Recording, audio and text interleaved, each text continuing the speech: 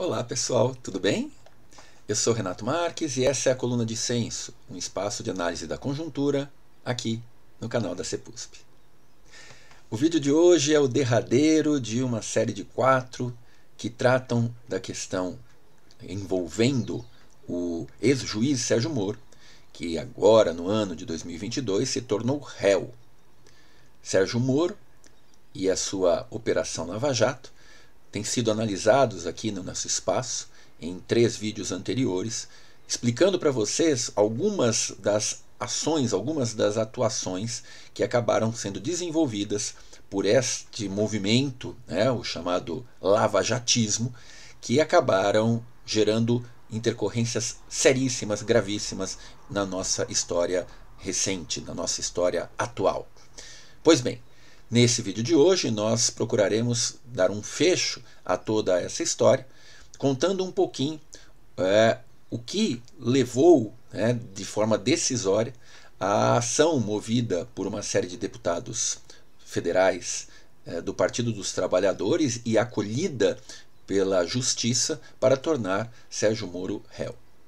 Muito bem, dando prosseguimento a várias das questões que nós vínhamos falando, é importante nós ressaltarmos o papel definitivo que teve a chamada Operação Spoofing, onde se chegou à tona, onde se chegou à conclusão, se conseguiu mostrar através de uma série de gravações focadas exatamente em comunicações estabelecidas por rede social do ministro Sérgio Moro com os procuradores da Lava Jato, o grupo de procuradores lá do Paraná e de outros estados, mostrando como essa relação era uma relação extremamente controversa e, para ser mais exato, uma relação extremamente danosa à lógica das bases do Estado Democrático de Direito.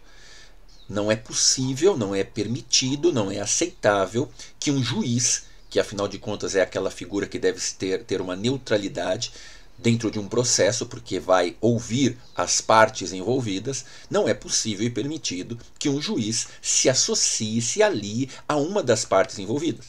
E o que a Operação Spoofing nos mostrou, e que foi acolhido e aceito pelo Supremo Tribunal Federal, é que o juiz Sérgio Moro era parcial. Ou seja, que o juiz Sérgio Moro estava aliado aos procuradores com um intuito específico de prejudicar a condução da política brasileira exercida pelo Partido dos Trabalhadores e, mais especificamente, pelo principal líder desse partido, o ex-presidente da República, Luiz Inácio Lula da Silva.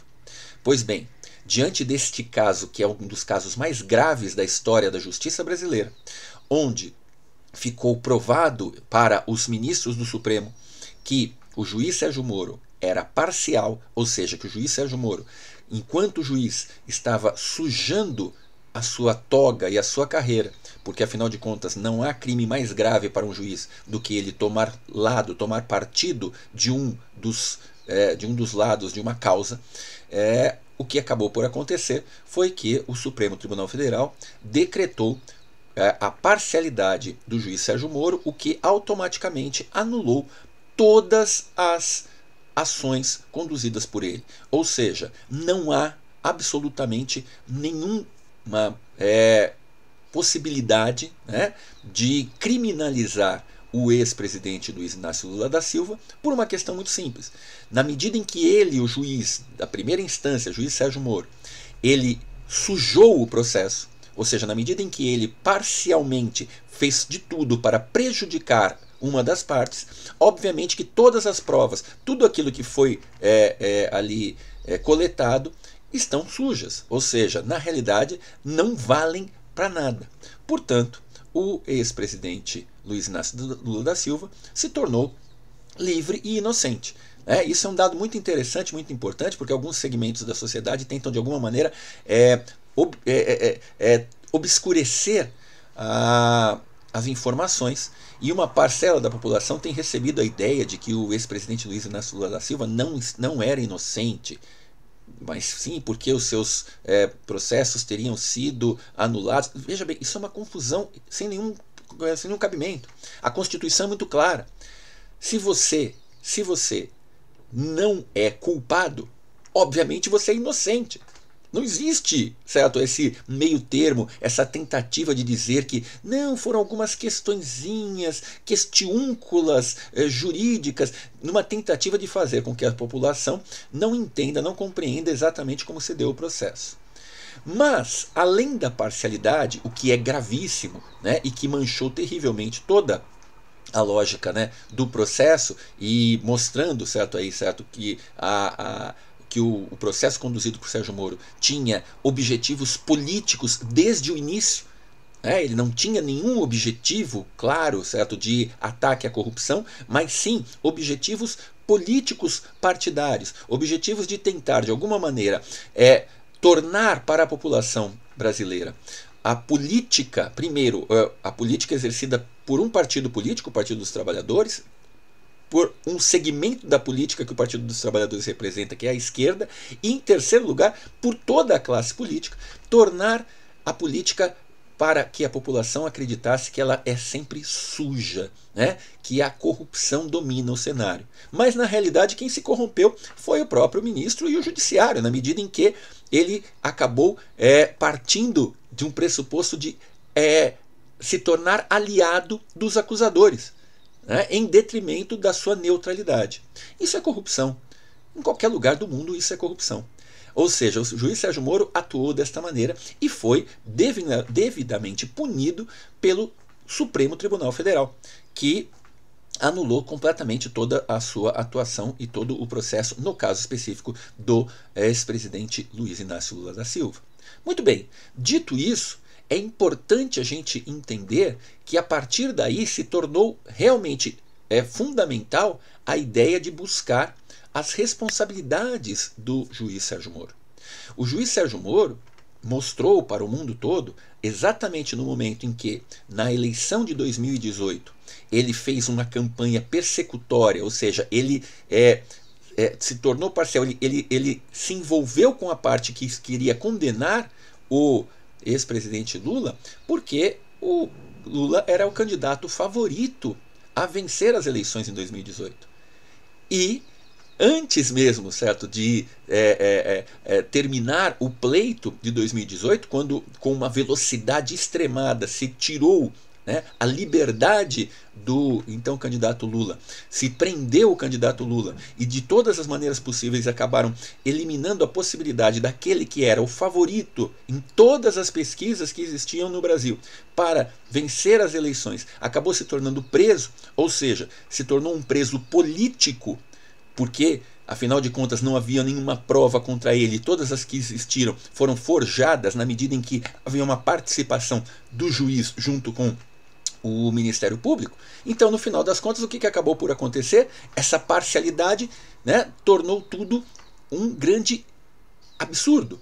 Dentro dessa lógica, né, o ex-juiz Sérgio Moro tirou de cena o candidato favorito e se aliou ao segundo candidato, né, aquele que acabou vencendo as eleições. Ou seja, o presidente Jair Bolsonaro vence as eleições fundamentalmente porque o favorito Lula não estava participando, e para piorar toda essa história, ele premia Sérgio Moro. Ele dá um prêmio para que Sérgio Moro vire ministro da Justiça, abandone a magistratura, e se torne ministro da Justiça, certo? Do governo que ele, Sérgio Moro, ajudou a eleger. Isso é realmente uma página trágica da história do Brasil, né, que já está aí sendo escrita e que gera uma série de problemas muito graves no nosso transcorrer que estamos vivendo até agora em 2022. Muito bem. Além disso, é importante a gente ressaltar algumas questões, né? Qual é o fato fundamental que acabou levando que se abrisse uma possibilidade aí, né, de levar Sérgio Moro para o banco dos réus? Fundamentalmente, o que passou a ser analisado foram os dados estudados, os dados pesquisados, os dados levantados por uma série de organizações da sociedade civil que perceberam aí com estudos o quanto o país perdeu com a Lava Jato. Porque existe um grande mito, né, uma grande mentira, podemos dizer assim, né, jogada por uma parcela da mídia, né, de que a Lava Jato teria resolvido os problemas e teria salvado e feito uma devolução de recursos para a Petrobras, que com isso o Brasil e a Petrobras teriam ganho muito. Os números mostram com clareza que isso não passa de uma grande falácia. O que desmascara esta falácia são números levantados por organizações extremamente sérias. Por exemplo, o DIEESE, o Departamento Intersindical de Estatística. Tá? Para ser mais exato, o Departamento Intersindical de Estatística e Estudos Sociais, Estudos Socioeconômicos, perdão. Além do DIEESE, a CUT, a Central Única dos Trabalhadores, também endossou este levantamento, tá? Estes números. E também um outro órgão extremamente sério, que é o INEP, tá? O Instituto de Estudos Estratégicos de Petróleo, Gás Natural e Biocombustíveis. Certo? Essas três instituições fizeram uma análise e mostraram que quando a Lava Jato, os membros da Lava Jato, alegaram que o Brasil, mais especificamente a Petrobras, teria recebido de volta um montante de recursos extremamente volumoso, um montante de recursos grandioso para poder, com isso, certo, mostrar quanto a Lava Jato foi importante no desbaratamento da corrupção. Na realidade, o que esses institutos mostraram é que com a Lava Jato, o Brasil perdeu 25 vezes mais do que a Lava Jato diz que o Brasil ganhou. É algo estarrecedor e que deveria ser do conhecimento pleno de toda cidadã e de todo cidadão deste país. E que, embora esteja registrado, e hoje, inclusive, certo, é a base para que tenha se formado a possibilidade de levar Sérgio Moro ao banco dos réus, na realidade, a grande mídia, de todas as maneiras possíveis, tentou camuflar, apenas citar isso como uma notinha de rodapé, num trabalho verdadeiramente patético a respeito desse tema tão importante. Segundo a Lava Jato, foram repostos para os cofres da Petrobras cerca de 6 bilhões de reais. É um volume enorme, sim. Só que o que esses estudos mostram é que o Brasil perdeu com a Lava Jato, por responsabilidade exclusiva da Lava Jato, cerca de 153 bilhões de reais. Faça a comparação. 6 que recebeu e 153 bilhões que perdeu. Além disso, foram responsabilidade direta da Lava Jato a perda de 4.400.000 postos de trabalho. 4.400.000 postos de trabalho. Principalmente, fundamentalmente, na construção civil. Porque a Operação Lava Jato, ela cometeu uma dos maiores crimes de lesa pátria possível, que foi, ao invés de buscar punir os presidentes e diretores das empresas envolvidas em processo de corrupção, o que ela fez? Ela atuou para punir as empresas. Então você teve inúmeras empresas que fecharam, empresas que tinham contratos e acordos no Brasil e fora do Brasil, que eram fundamentalmente, significativamente representativas da possibilidade de entrada de recursos de capital no mercado brasileiro. Empresas nacionais, fortes empresas que disputavam com empresas de vários lugares do mundo. E aí está a presença forte do imperialismo de outros países, como por exemplo dos Estados Unidos, que adorou com as suas empreiteiras, que acabaram ganhando mercado não só aqui no Brasil, mas em vários outros lugares, vários outros países do mundo, onde empreiteiras brasileiras acabavam atuando. E aí é importante ressaltar, isso que nós estamos afirmando aqui não é uma defesa da corrupção, como aqueles cidadãos de raciocínio mais mediano gostam de dizer. Não, isso é uma defesa do emprego, do trabalho, da questão mais importante. Porque não é o trabalhador da empresa que é o corrupto. Não é a família desse trabalhador da empresa que é corrupta. Não são eles que precisam pagar. Quem é corrupto são o quê? Os do topo. Seja presidente, vice-presidente, diretores. Esses são aqueles que deveriam pagar. Mas jamais a empresa. Em nenhum lugar sério do mundo existe uma punição à empresa. Mas sim a quem é responsável dentro da empresa por executar o processo de corrupção. 4.400.000 empregos perdidos. Imagine então quanto isso não acabou refletindo do ponto de vista dos impostos que adentravam no Estado brasileiro. Impostos fundamentais para poder pegar e gerar um processo de desenvolvimento local. E aí você começa a entender, nós vamos citar esses números daqui a pouco, você começa a entender os motivos da crise que foi gestada graças à Petrobras ainda no final do governo Dilma. E que levaram uma série de brasileiros a acreditar na conversa fiada, no conto da carochinha, de que estava se lutando contra a corrupção. Porque agora iria se limpar a política brasileira. Ou pior, de que a corrupção que existia na Petrobras era única e exclusivamente fruto do quê? Da volúpia de um partido político. Ai, quanta tristeza realmente no processo de manipulação da opinião pública surge na história desse país, né? Pautado por uma casa grande que detesta qualquer tipo de avanço social no ponto de vista da antiga senzala. É realmente a se lamentar, nós temos muito a se lamentar. Segundo os dados do Diese, vou trazer aqui para vocês, houve uma redução da massa salarial de cerca de 85,8 bilhões de reais.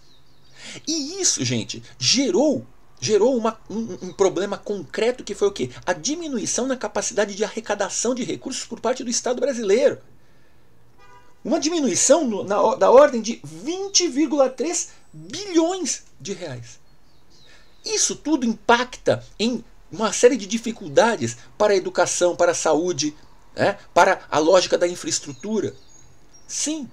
E ainda temos, no estudo do INEP, a questão fundamental a respeito da Petrobras, de quanto a Petrobras perdeu graças à ação deletéria da chamada República de Curitiba, aquela que tudo que fez foi apenas e tão somente para poder se projetar e buscar um espaço na política. Pois bem, vou também apresentar para vocês aqui alguns desses números. O site Plural traz aqui uma compilação muito interessante, nós vamos depois deixar aí na descrição, certo? Para que vocês consultem os dados, né? Esses dados que estão aqui são dados públicos, mas são dados que estão sendo apresentados aqui, vou colocar para vocês extraídos do site Plural. Tá? Ele traz aqui alguma coisa muito interessante. Em 2004, praticamente ainda no início do governo Lula, os investimentos da Petrobras eram da ordem de 9 bilhões de dólares. Pois bem, nos anos de governo petista, quando se chega em 2013 ainda não havia se iniciado a Lava Jato. De 9 bilhões de dólares, os investimentos na Petrobras saltaram para 55 bilhões. E a partir do início da Lava Jato, esses investimentos foram caindo, foram regredindo de forma assustadora, chegando aos patéticos 6,5 bilhões de 2020. Ou seja, menos do que aquilo que se investia no início do governo Lula. Ou seja, a Petrobras foi vítima direta das ações dessa chamada Operação Lava Jato. E com mais um detalhe importante, como havia um conluio importante da Operação Lava Jato com os Estados Unidos da América, o que aconteceu? A Petrobras foi obrigada a pagar multas para o governo dos Estados Unidos. Multas para investidores dos Estados Unidos. E isso foi algo, certo? Foi uma saída, foi uma migração de recursos do povo brasileiro para os estadunidenses. Tudo fruto e obra da Operação Lava Jato. Dentro de todo esse cenário, com toda a crise que foi estabelecida, e o discurso repetitivo de que, na realidade, a culpa era da corrupção, ou, como a gente ouve até hoje, a culpa era do PT. Na realidade, o que acabou por acontecer é que os brasileiros perderam um momento histórico importantíssimo. O Brasil se colocava como uma potência emergente como nunca havia acontecido até então. E adentramos num verdadeiro colapso econômico, o qual, lamentavelmente, devido a essa lavagem cerebral trágica que foi construída, gerou em uma parcela significativa da população a ideia de ódio à política, e ao odiar a política acabou se elegendo um cidadão desprezível como o que nos governa, que veio com o discurso de ser contra tudo que estava aí, e no final das contas levar o país a essa crise violenta que nós estamos vivenciando. Isso é algo extremamente significativo e grave, muito grave, é o fato de que os brasileiros ainda não têm total consciência do papel desta figura chamada Sérgio Moro no processo de degradação da nossa política. Muito bem, encerrando então essa série de vídeos, está aí o dado final do porquê que Sérgio Moro se tornou réu. Sérgio Moro se tornou réu porque comandou um processo que foi um processo que fez definhar a economia brasileira propositalmente, exatamente para, do meio desses escombros, ele e o seu grupo político conseguirem chegar à condição de viver na vida política. O seu intuito era virar presidente. Não conseguiu, não deu certo, não se candidatou ainda, estará no pleito logo aí, certo? Vai se candidatar a alguma coisa, mas não só ele. O Deltan Dallagnol, do Ministério Público, lá, aquele que fazia confidências com ele, certo? Confidências gravíssimas, certo? De parcialidade. A senhora, esposa do seu Sérgio Moro, e outros que surfaram nessa onda da tragédia da história brasileira recente. Muito bem, pessoal. Um forte abraço a todo mundo. No próximo vídeo vamos vir aí com algum tema diferente dessa abordagem. Tudo de bom, valeu, tchau, tchau, pessoal.